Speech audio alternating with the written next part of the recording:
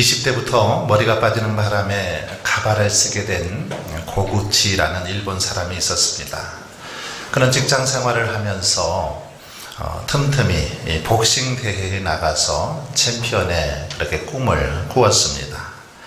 그러던 어느 날 경기를 하고 있는데 그만 경기 도중에 가발이 벗겨지고 말았습니다. 가발을 쓰고 경기에 임했는데 가발이 벗겨지고 만 것이죠.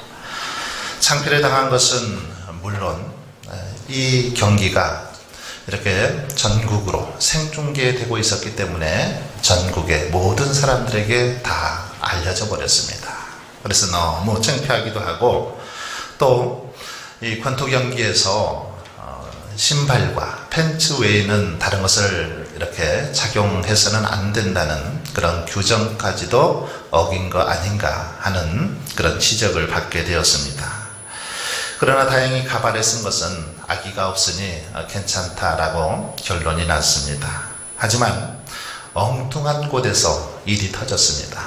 어떤 일이 터졌냐면 그가 다니던 회사에서는 이 부업을 하는 거, 자기 직장 생활 외에 회사에서의 일 외에 다른 일을 해서는 안 됐는데 이렇게 권투 선수로 아르바이트를 하는 것처럼 일을 하고 있었기 때문에 이 사실을 알고 회사에서 그만 잘리게 되었습니다. 이 일로 그는 실직을 하게 된 거죠. 하루아침에 실직자가 되었습니다. 하지만 이런 사연이 화제가 되면서 가발과 이 발모제 회사에서 광고 출연 요청이 쇄도했습니다. 우리 한번 회사에 가발을 한번 써보십시오. 우리 회사 이 발모제 제품을 한번 발라보시라고 여기저기서 광고 출연 요청이 쇄도했습니다. 그 덕에 그는 이제 출연료를 가지고 복싱에 매진하게 되었고 광고 출연을 위해서 바른 발모제 덕분에 머리카락도 살아나기 시작했습니다. 그래서 후에 이는 유명한 스타가 되었습니다. 많은 돈도 벌 수 있었고 결혼도 하게 되었고 또 그리고 광고 회사에서 매출이 많이 늘었다고 하면서 좋은 집도 그렇게 사 주었다라는 이야기가 있습니다. 여러분, 자신의 핸디캡, 자신의 약점을 극복하기 위해서, 감추기 위해서 썼던 가발이 벗겨지면서 오히려 그의 인생이 전화위복이 된 것을 볼 수 있습니다. 인생 역전에 그런 복을 누리게 되었다라는 것입니다. 오늘 본문에도 보면 인생의 역전 드라마를 쓴 한 인물이 등장하고 있습니다. 바로 이스라엘의 8번째 사사인 입다입니다. 입다는 참으로 불의하고 어려운 그런 여건 속에서 생활했던 그런 사람입니다. 하지만 그렇게 힘들고 어려운 환경 속에 살았지만 그는 그것을 믿음으로 잘 극복했습니다. 그래서 이스라엘의 민족적인 영웅이 된 것을 볼 수 있습니다. 여러분, 입다는 어떤 믿음을 소유했기에 이런 인생 역전의 삶을 살 수 있게 되었을까요? 이 시간을 함께 살펴보면서 은혜를 나누고자 합니다. 먼저 오늘 본문에 보면 입다는 이 어려움 속에서도 결코 낙심하지 않는, 포기하지 않는 그런 믿음의 소유자였음을 볼 수 있습니다. 입다는 어떤 사람입니까? 그는 기생의 아들입니다. 어머니가 기생입니다. 기생의 아들이었기 때문에 어려서부터 그의 인생은 꼬일 대로 꼬였습니다. 아버지를 아버지라고 제대로 부를 수도 없었습니다. 날마다 기가 죽어서 죄인 취급을 받고 살아야만 했습니다. 본처의 아들들은 날마다 너는 첩의 자식이니 아버지 유산을 물려받을 수 없다 그러면서 괴롭히고 따돌렸습니다. 어려서부터 심한 그런 따돌림을 당하면서 괴롭힘을 당하면서 살았다라는 것입니다. 그러다가 결국 본처 아들들에게 쫓겨나고 말죠.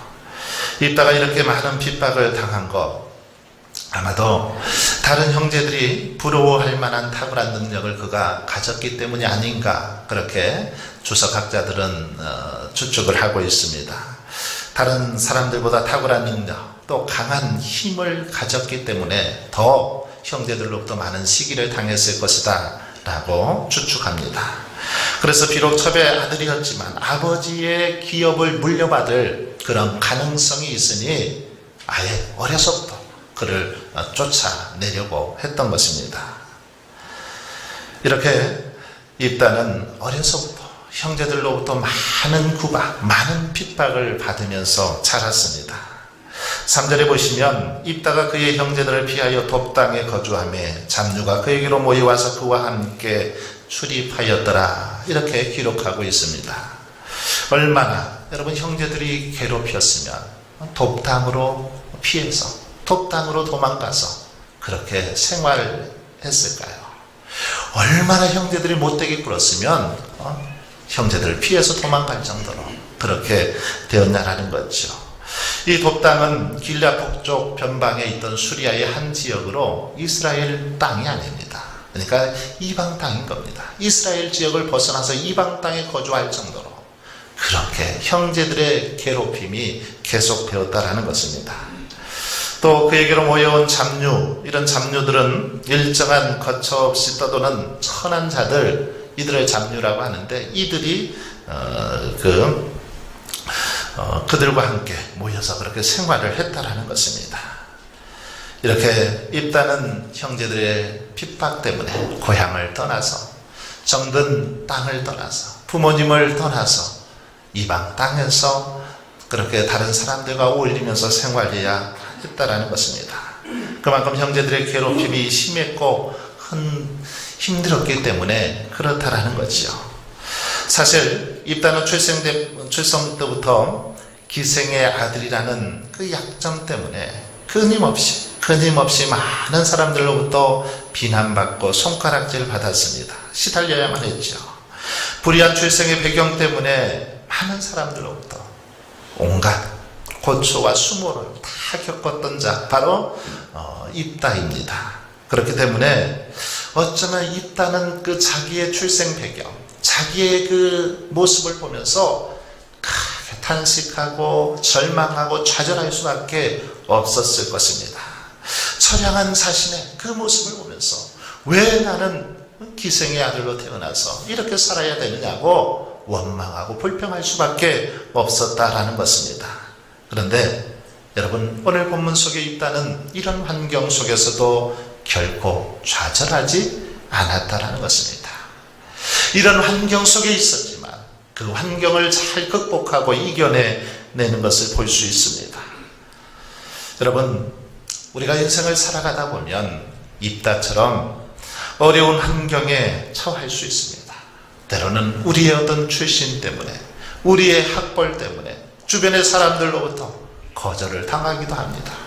소외를 겪기도 하는 걸 볼 수 있습니다. 하지만 그럼에도 불구하고 우리는 결코 낙심하거나 포기하지 마시기를 바랍니다.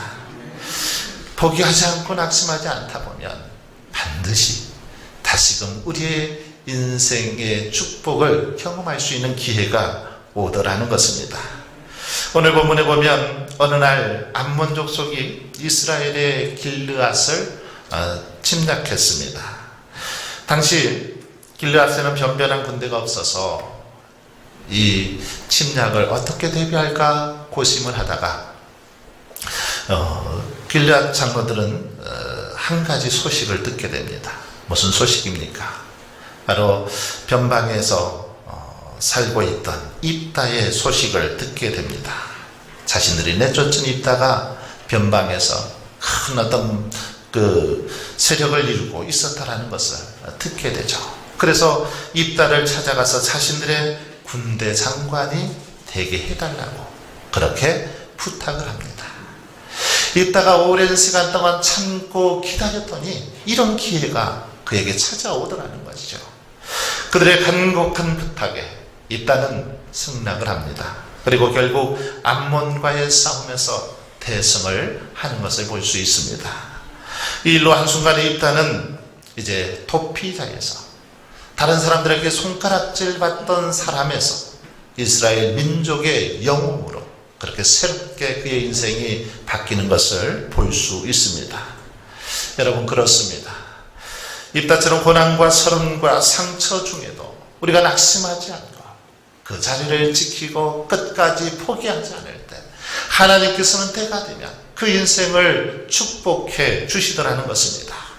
반드시 인생 역전의 기회를 허락해 주시더라는 것입니다. KFC의 창업자, 켄터키 후라이드 치킨의 창업자 커넬 샌더스는 원래 평범한 직장인이었습니다. 65세에 은퇴한 그는 주님 안에서 거룩한 꿈을 꾸었습니다. 어떤 꿈이었냐면 그에게는 식당에서 일하던 시절 자신이 연구한 그런 조리법이 있었습니다. 이 조리법을 그래서 식당에 제공해서 로열티를 좀 받고 그렇게 생활하면 좋겠다 싶어서 식당을 찾아가서 자신의 이 치킨 조리법에 대해서 설명을 하고 계약을 이렇게 맺으려고 했습니다. 그래서 식당을 여기저기 찾아가 봤는데 어느 한 식당도 그를 반겨주는 곳이 없었습니다. 10군데, 100군데, 200군데, 300군데, 700군데 많은 곳을 발이 부르트도록 찾아갔지만 식당 주인들은 모두 다 냉랭했습니다. 그와 계약하지 않으려고 했습니다. 이렇게 해서 무려 1008군데를 돌아다녔습니다. 그때까지도 그와 계약을 하겠다고 나서는 사람이 없었습니다. 그러나 그는 끝까지 낙심하지 않고 포기하지 않고 다시금 일어서서 1009번째 식당을 찾아갔습니다. 그리고 드디어 거기서 계약이 성사되었습니다. 여러분, 그런데 이렇게 계약이 성사되고 나서부터 그때부터 그의 소문이 널리 퍼져나가게 되었습니다. 많은 사람들에게 빠른 입소문을 통해서 그렇게 그의 소식이 퍼져나가게 됩니다. 그래서 그때부터 그의 사업이 나날이 확장이 되게 됩니다. 그래서 무려 전 세계 100여 개 나라에 무려 3만 개의 점포를 갖게 된 그런 KFC 회사로 성장하는 것을 볼 수 있습니다. 여러분, 샌더스는 세상을 떠나기 직전까지 새로운 조리법을 개발하고 연구하다가 주님의 품에 안겨서 돌아갔습니다. 이렇게 KFC가 세계적인 기업으로 성공할 수 있었던 것, 무엇 때문입니까? 샌더스의 끝까지 낙심하지 않고 포기하지 않는 그 믿음, 주님 안에서 꿈꾸며 기도하면서 주님의 도움을 구하면서 그렇게 끝까지 달려갔기 때문에 성공할 수 있었다라는 것입니다. 자신이 터득한 조리법을 하찮은 것으로 여기지 않고 최선을 다했기 때문에 이런 영광을 맛보게 되었다라는 것이죠. 여러분, 우리도 낙심하지 않는 믿음, 낙심하지 않는 용기와 삶의 차세를 가지고 살아갈 때 우리의 삶을 통해서 하나님께서 이런 영광, 이런 기쁨을 허락해 주실 줄 믿습니다. 비즈니스 컨설턴트인 데니 콕스는 당신의 잠재 능력을 이끌어내는 3가지 힘이라는 책에서 우리 인생의 목표를 성취하게 해주는 3가지 힘에 대해서 말합니다. 첫 번째는 흔들림 없는 목표의식이 있어야 된다라고 말합니다. 어떤 것을 이루기 위해서는 흔들리지 않는 분명한 목표가 있어야 된다라고 강조합니다. 두 번째는 억누를 수 없는 모험심이라고 말합니다. 모험심이 있어야 된다는 거죠. 세 번째 힘은 자신의 발전을 향한 끝없는 갈망이라고 말합니다. 그렇습니다. 우리의 불리한 상황을 극복하고 목표를 성취하게 해주는 그런 것은 바로 능력 주시는 자 안에서, 주님 안에서 흔들림 없는 목표를 가지고 끝까지 달려가는 것입니다. 포기하지 않고 끝없이 갈망하고 낙심하지 않고 나아갈 때 하나님께서는 우리의 기도를 응답해 주시고 우리의 삶을 축복해 주실 줄 믿습니다. 그러므로 우리는 아무리 열악한 환경과 처지 가운데 우리의 삶이 있다 할지라도 여러분 결코 낙심하지 마시길 바랍니다. 포기하거나 절망하지 마십시오. 주님이 함께 하시면 능히 감당할 수 있기 때문입니다. 우리 주님께서 함께 하심을 믿고 의지하며 더욱더 담대하게 나아갈 수 있길 바랍니다. 그럴 때 하나님께서는 우리의 절망과 패배를 희망과 소망으로, 기쁨으로 바꾸어 주실 줄 믿습니다. 두 번째로 입다는 자신의 가치를 깨닫고 인정하는 믿음을 소유했기 때문에 그의 인생이 그렇게 하나님의 은혜를 받게 된 것을 볼 수 있습니다. 입다는 자신의 가치에 대해서 소중함을 깨달았다라는 것입니다. 어렸을 때 입다는 자신의 가치를 잘 알지 못했습니다. 그래서 때로는 자신이 첩의 자식이라는 생각에 처지를 비관하기도 했습니다. 하지만 그는 돕당에 쫓겨가서 많은 사람들이 자기에게로 이렇게 몰려들면서 자기를 따르는 그 모습을 보면서 자기가 얼마나 하나님께서 지혜를 주시고 리더십을 주시고 능력을 주셨는지를 깨닫게 되었습니다. 자신이 얼마나 존귀한 존재인가를 알게 되었다라는 거죠. 자기에게 하나님께서 주신 재능이 있고 리더십이 있다는 사실을 알게 되었습니다. 그때부터 그는 자신의 가치를 알고 열심히 그렇게 주신 재능을 가지고 일했다라는 것입니다. 여러분, 자신의 가치를 정확히 아는 것, 이것은 참으로 중요합니다. 내가 어떤 존재인지, 하나님께서 나를 어떤 존재로 만드셨는지, 우리의 존재의 가치를 바로 할 때 우리는 만드신 분의 만드신 분의 의도에 맞게 이 땅에서 살아갈 수 있는 것입니다. 진정한 가치를 할 때 나의 생명을 소중히 여기고 내게 주신 인생을, 내게 주신 삶을 의미 있게 살아갈 수 있는 것입니다. 그러나 오늘날 많은 사람들은 자신의 소중함을 잘 알지 못합니다. 그래서 생명의 고귀함을 잘 알지 못하고 자신의 생명을 함부로 합니다. 자신의 몸을 함부로 합니다. 쉽게 그래서 자살을 하기도 하고 자신의 인생을 구렁텅이로 그렇게 몰아넣는 경우들이 많이 있더라는 것입니다. 하지만 여러분, 우리는 온 천하하고도 바꿀 수 없는 가장 귀한 참으로 존재들인 줄 믿습니다. 하나님께서 우리를 가장 신경을 기울여서 만드신 하나님의 작품 중에 가장 걸작품, 저와 여러분인 줄 믿습니다. 그러기에 저와 여러분은 가장 소중한 존재임을 깨닫고 그에 맞는 삶을 살아갈 수 있기를 바랍니다. 요즘 운동선수들이나 연예인들 몸값 참 대단합니다. 상상을 초월할 정도로 대단하죠.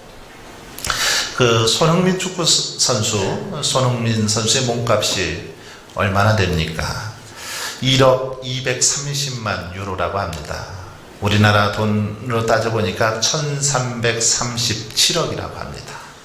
대단하죠. 1337억. 이런 아들 하나 있으면 참 좋겠다, 이런 생각을 해봅니다. 여러분, 그러나 부러워하지 마십시오. 부러워하지 마십시오. 저와 여러분은 값으로 매길 수 없는, 정말 온 천하하고도 다 바꿀 수 없는 그렇게 소중한 존재들임을 믿을 수 있기를 바랍니다. 예수님께서는 저와 여러분을 구원하시기 위해서 예수님의 핏값으로 저와 여러분을 구원해 주셨습니다. 예수님의 핏값, 예수님의 몸값이 1000억보다 덜하겠습니까? 값으로 따질 수가 없습니다. 여러분, 이렇게 우리는 예수님의 생명의 핏값으로 구원받은 예수님짜리 몸이라는 것입니다. 그러므로 우리는 이 사실을 기억하면서 날마다 감사하고 찬양하며 살아갈 수 있길 바랍니다. 아무리 연봉을 많이 받아도 여러분, 구원받지 못한다라면 무슨 소용이 있겠습니까? 아무 의미 없죠. 그러나 연봉은 조금 받아도 하나님의 은혜를 경험하고 우리가 하나님의 손에 붙들려 살아가면 그 인생은 성공한 인생이고 그 인생은 복된 인생인 줄 믿습니다. 피카소의 작품 중에 이 황소머리라는 그런 조각품이 있습니다. 이 작품은 값을 매길 수 없을 만큼 아주 가치 있는 그런 예술품인데, 그런데 여러분, 그것을 만든 재료, 황소머리라는 이 그 예술품을, 조각품을 만든 재료는 낡은 자전거로 만들었습니다. 폐차장에 가서 자전거, 낡은 자전거, 버려진 자전거를 가져다가 만들었습니다. 여러분, 이렇게 고철덩어리에 불과하지만, 그러나 이것이 피카소라는 위대한 조각가에게 그것이 들려질 때, 그것이 아주 귀한, 값으로 매길 수 없는 그런 예술품으로 재창조되는 것을 볼 수 있습니다. 그렇습니다. 비록 볼품없는 인생, 비천한 출신이라 할지라도 우리의 인생 가운데 하나님께서 함께 하시며, 하나님께서 우리를 능력의 손으로 붙드시고 인도하시면 우리는 그런 인생이 되게 될 줄 믿습니다. 비록 부족하고 연약할지라도 하나님의 손에 붙들릴 때, 하나님의 천능하신 손에 우리가 붙들리기만 한다면 하나님께서는 그런 인생으로 바꾸어 주실 줄 믿습니다. 그러므로 우리는 우리 자신이 참으로 소중한 존재임을 기억하시길 바랍니다. 그리고 우리 주변에 있는 우리 자녀들, 이웃들 한 사람 한 사람도 참으로 소중한 사람들임을 기억하며 살아갈 수 있길 바랍니다. 스코틀랜드에서 있었던 일입니다. 어느 날 목사님 두 분이 이런저런 이야기를 나누었습니다. 두 분 목사님 모두가 힘든 그런 목회 생활을 하면서 많은 사람들에게 그렇게 각광받는 그런 목회를 하지 못했습니다. 한 목사님이 다른 목사님에게 이렇게 이야기합니다. 나는 지난 3년 동안 열심히 그렇게 교회를 섬겼는데 이 일을 통해서 구원받은 사람, 이 일을 통해서 참 제자라고 여기는 사람은 단 한 사람밖에 얻지 못했다네. 그렇게 이야기를 하는 겁니다. 그러면서 그 사람이 바로 로버트 마펫이라는 청년임을 이야기합니다. 그리고 또 다른 목사님이 말합니다. 나는 최근에 우리 교회에서 한 주 동안 열심히 정말 기도하면서 부흥 집회를 했는데 부흥 집회를 통해서 하나님께로 돌아온 사람 단 한 사람밖에 없었네. 그러면서 서로 어떤 자신들의 그 목회의 쓰라린 경험을 나누었습니다. 여러분, 그런데 시간이 흘러 수년 후에 아주 놀라운 일이 일어났습니다.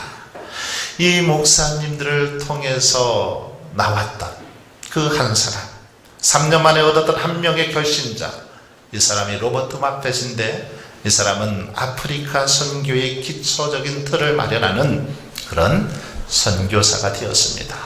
뿐만 아니라 부흥집회를 통해서 결신했던 한 사람, 바로 리빙스턴은 아프리카 대륙에 있어서 예수 그리스도의 복음의 불을 지른 그런 사람이 되었다라는 것입니다.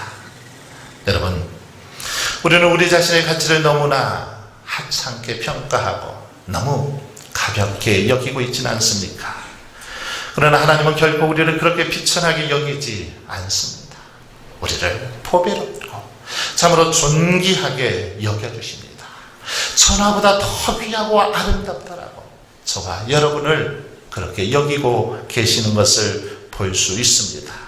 그러므로 저와 여러분은 예수님의 피 흘림의 대가로 구원받은 이 땅에서 가장 귀하고 아름다운 존재임을 기억하면서, 특별한 존재라는 사실을 기억하면서 하루하루 복된 삶을 살아갈 수 있기를 바랍니다.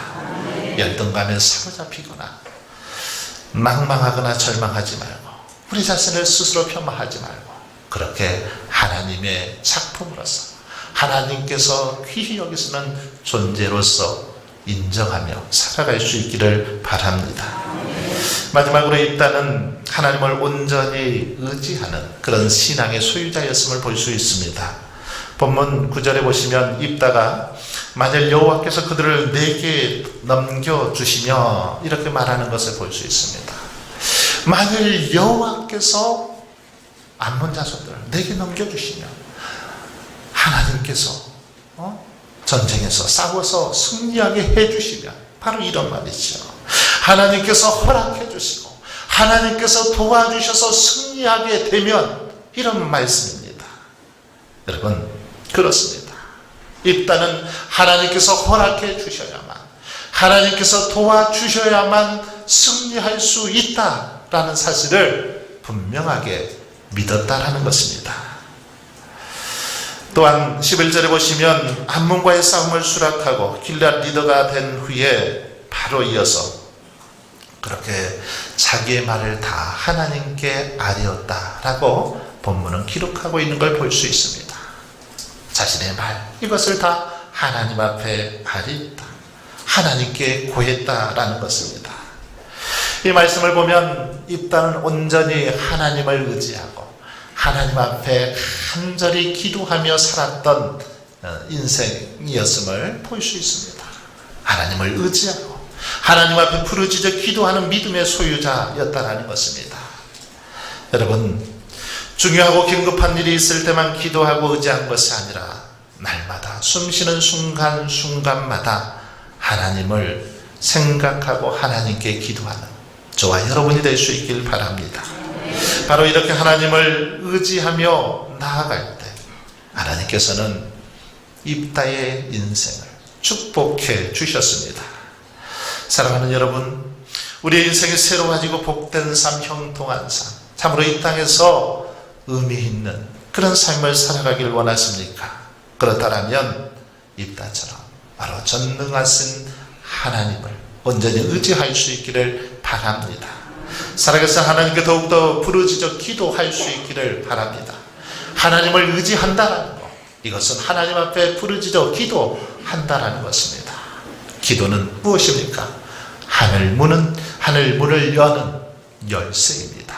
축복의 통로, 바로 기도입니다. 이제 요즘은 정말 기도하기에 좋은 그런 날씨가 되었습니다. 이 가을에 더 열심을 내어서 기도할 수 있기를 바랍니다. 여러분, 하나님께 기도하지 않고 예를 들어서 돈을 많이 벌고 좋은 차를 타고 다니고 좋은 집에 산들, 그게 무슨 소용이 있겠습니까?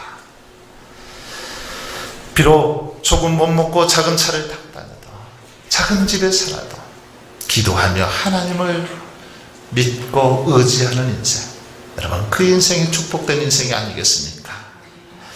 예레미야 선지자는 예레미야 17장 7절로 8절에서 이렇게 말씀하고 있습니다. 그러나 물은 여호와를 의지하며 여호와를 의뢰하는 그 사람은 복을 받을 것이라.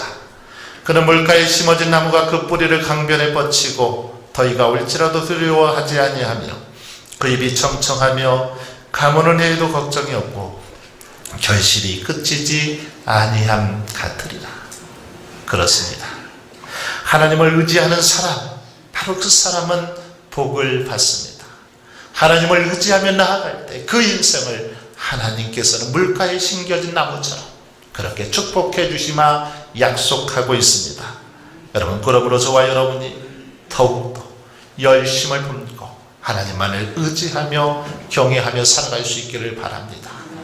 더욱더 하나님 앞에 간절히 깨어 기도하는 저와 여러분 될 수 있기를 바랍니다.